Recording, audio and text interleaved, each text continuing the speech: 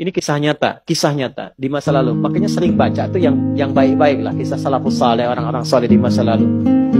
Ada seorang hamba rajin sholatnya. Ini sahih riwayat, sahih. Rajin sholat. Tapi yang menarik tertuliskan, ya, ketika malaikat itu mendapat informasi, yang harus tertuliskan. Ini termasuk bagian dari ahli neraka. Sholat. Perhatikan ya, perhatikan. Ini nanti terkait juga dengan hadis.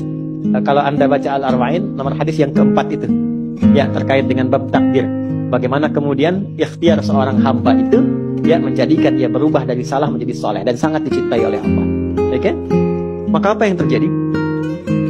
Bapak Ibu sekalian, ketiba kemudian si malaikat itu, ini kisah sahih yang sampai, lalu menyampaikan kasihan pada orang ini, kok kelihatannya ibadah tapi tertulis ahli neraka.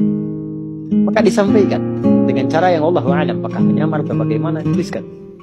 Kamu kok terus-terusan sholat? Padahal belum tentu baik di mata Allah. Belum tentu menjadi bagian ahli. Perhatikan jawabannya. Tujuan saya sholat ini bukan karena surga atau neraka. Tujuan sholat ini bukan karena saya dipandang baik atau buruk, tapi tujuan sholat ini saya ingin mengagungkan Allah Subhanahu. Perhatikan. Dan nanti ini menjadi cara bagi seseorang yang ingin bertobat. Jadi kalau ingin bertobat, tobatnya ingin benar, carilah perhatian Allah. Yang penting ridha Allah. Kamu saja tobat sampai merasakan kenikmatan tersambung dengan Allah. Itu maksudnya. Jadi begitu keluar kalimat itu yang mengguncang arsy, itu yang dijadikan oleh Allah pelajaran bahkan pada alam malaikat untuk mengenal bagaimana rahmat Allah itu diberikan.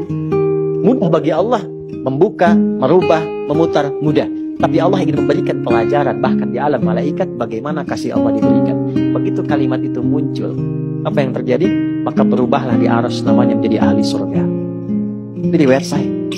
Berubah menjadi apa? Ahli surga. Padahal Allah tuh maha mengetahui, gampang aja tinggal dirubah ahli surga, tidak. Tapi Allah ingin memberikan informasi bahkan di alam langit kepada para malaikat betapa tingginya rahmat Allah memberi kesempatan pada setiap hambanya untuk kembali kepada Allah dalam kebaikan.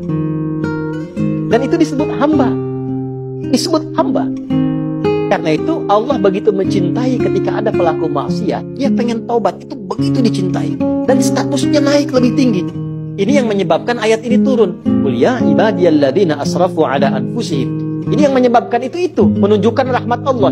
Hai hambaku, betapa besar pun kau pernah berbuat dosa, sepanjang masih hidup belum tiba ajalmu, jangan pernah putus asa untuk mendapatkan rahmatku. Pakai rahmat. Rahmat di sini mencakup Rahman dan Rahimnya Allah Subhanahu wa taala.